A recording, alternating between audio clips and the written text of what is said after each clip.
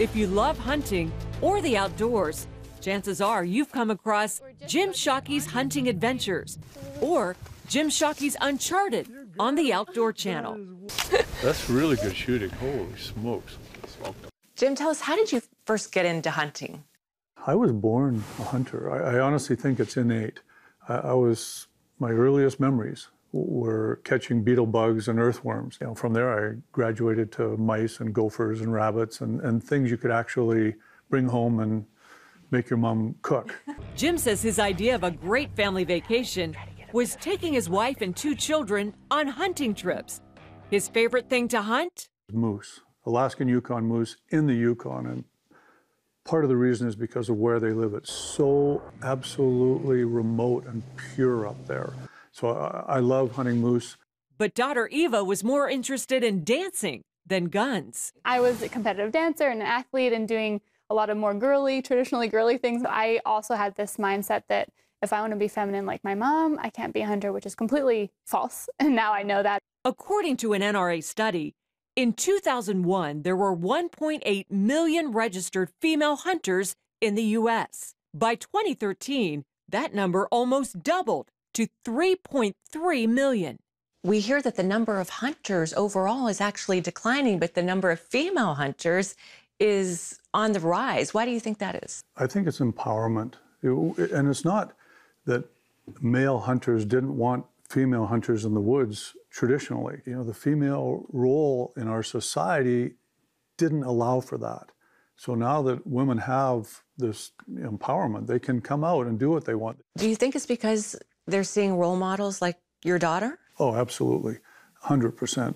In 2018, Eva wrote Taking Aim, about her journey from non-hunter to huntress, and why her first year in college gave her the wake-up call she needed. For the first time in my life, was not eating wild game because that's what we were raised on, and it was really healthy, and it was a great sustainable way of life. And I went to university and got a little chunky and was not eating healthy, and I was like, what is different between before and now? And it was really wild game, and I just realized the only way to eat wild game is to get it yourself. Since her dad was already doing his TV show, she basically learned to hunt with a camera watching her every move. So I had to start in front of millions of households as a brand new hunter, looking kind of silly, but that is what people like seeing, that you don't take yourself too seriously. Turns out hunting came naturally to Eva, too.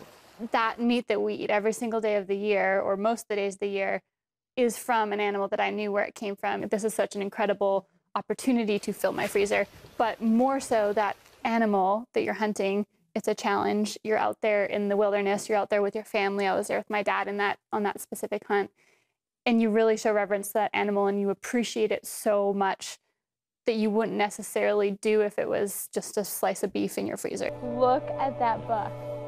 Eva didn't realize it then, but every time she went into the woods, she was helping forge a trail for future female hunters. In 2014, she became only the second woman in 40 years. Queen Elizabeth was the first to grace the cover of Field and Stream. Remember that moose? She used it as the main course on her wedding day. It was moose or you don't eat, basically.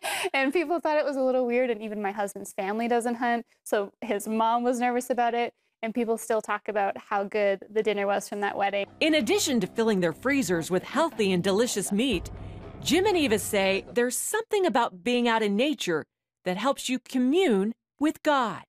You can't deny the existence of a creator. When you stand, I call it the cathedral. I mean, it's the cathedral of nature. You just look around and please explain to me, how this all was created with, that's, of course it didn't happen like that. I feel closer to God, and I feel like I spend more time with him than I would in any other situation. I mean, we go to church and we love it and it's wonderful, but when I'm in the woods, that to me is a little bit more of my natural church, of what I feel more comfortable doing and where I feel closer to him and like I can hear him better. Like Evie says, it's the closest you'll ever be to God is when you're out there. And I mean, a little closer when you're up on a mountain going after sheep. But, you're asking for help. Wendy Griffith, CBN News, Pinehurst, North Carolina.